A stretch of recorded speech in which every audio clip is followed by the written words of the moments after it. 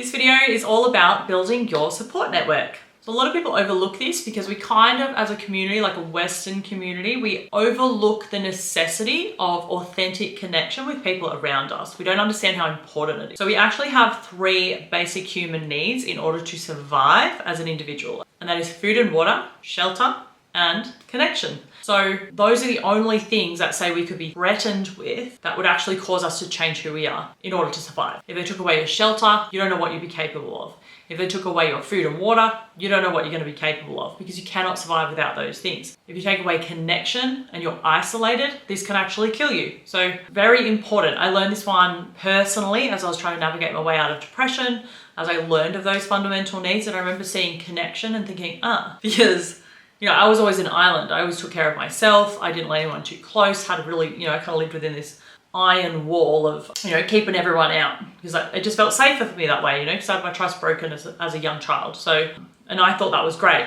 I actually thought that was the way to live. So I learned the hard way. Okay, no, I actually have to connect. And it took me years to work out how to do this. It was actually really hard, because these trust issues and stuff, they can be very deeply ingrained. So for something like a serious trust issue, if you're actually afraid of people, you're definitely going to need professional help with that. But what we're going to talk about here is just what you can do as a normal person to ensure that you maintain connection so that you can achieve your goals. So my primary recommendation around this one is to include your loved ones in your goal setting.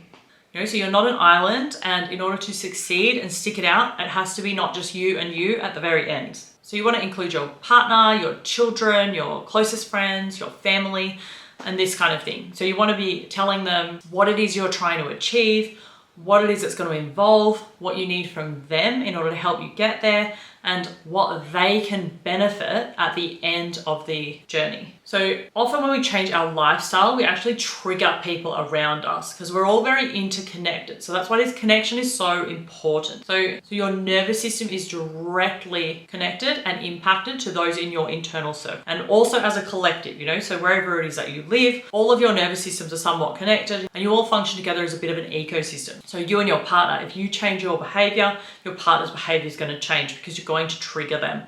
And if that person also wants to change, you might actually trigger them to change with you.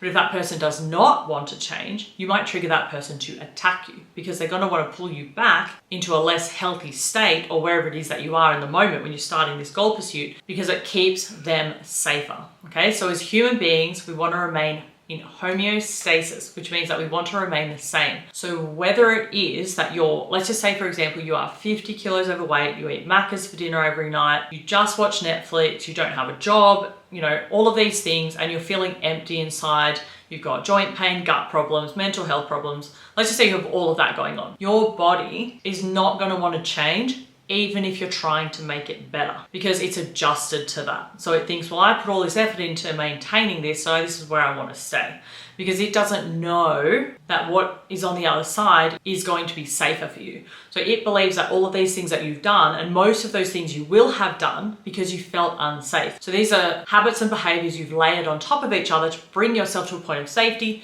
And if you try and take one of those things away and bring something else in, your body might perceive that as unsafe.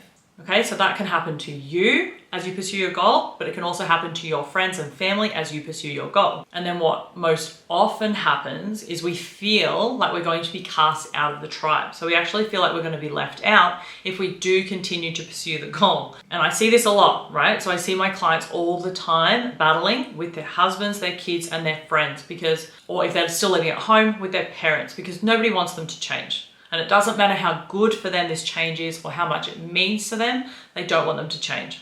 So there's that kind of problem. And then we have just the plain and simple fact that as a woman on this earth, we're very intuitive, holistically minded, we're always feeling ourselves around, and our actual role on this earth, if you think back to caveman days, because remember that we actually designed to survive not in this world, but in a hunter-gatherer type society, is our job to kind of be like the wisdom keepers, the foragers, the medicine people. So it's like you're going to have a strong desire as a female to be able to bring as much health and happiness and vitality to the family unit as possible. That's actually your inherent gift as a woman. So, the men, it's more the food and the shelter.